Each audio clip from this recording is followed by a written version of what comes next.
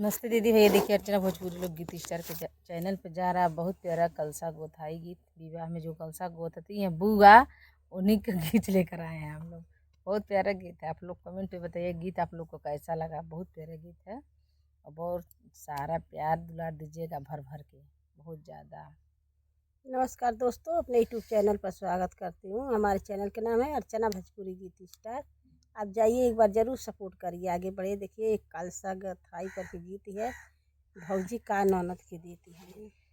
आप लोग गीत के माध्यम से सुनिए। भौजी तो बहुत कंजूस बाड़ी, देती नहीं बाड़ी ननद के। कलसा गोथाई गीत है।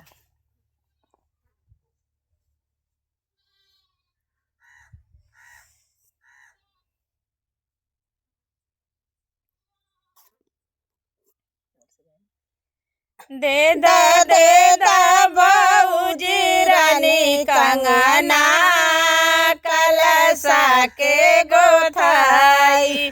दे दा भौजी रानी कंगना कलसा के गोथाई।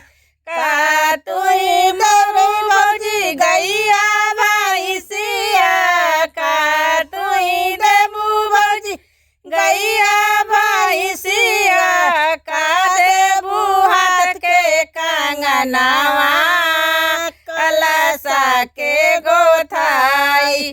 का देबू हाथ के कंगनवा कलसा के गोथाई। नहीं देबो मोर नंदी गैया भैंसिया, नहीं देबो मोर नंदी गैया भैंसिया, नहीं देबो हाथ के कंगनवा कलसा के गोथाई। नहीं देबो हाथ के कंगनवा कलसा के गोथाई।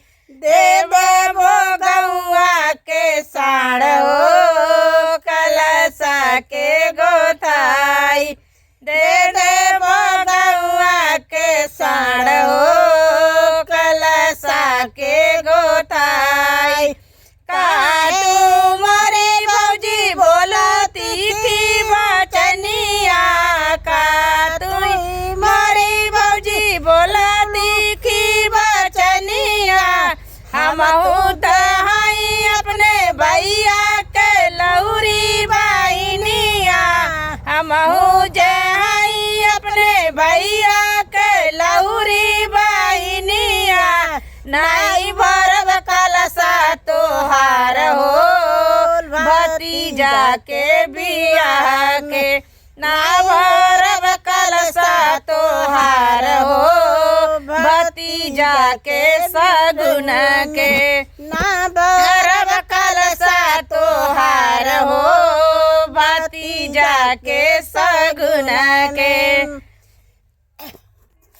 काहे के मोर नंदी मुँह लटकालू, काहे के मोर नंदी मुँह लटकालू। दे देबो नेगवा हो खुशी खुशी जइया, दे देबो नेगवा हो खुशी खुशी जइया।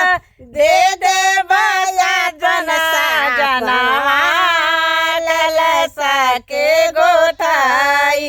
दे देबो अपन सजनवा कलसा के भराई।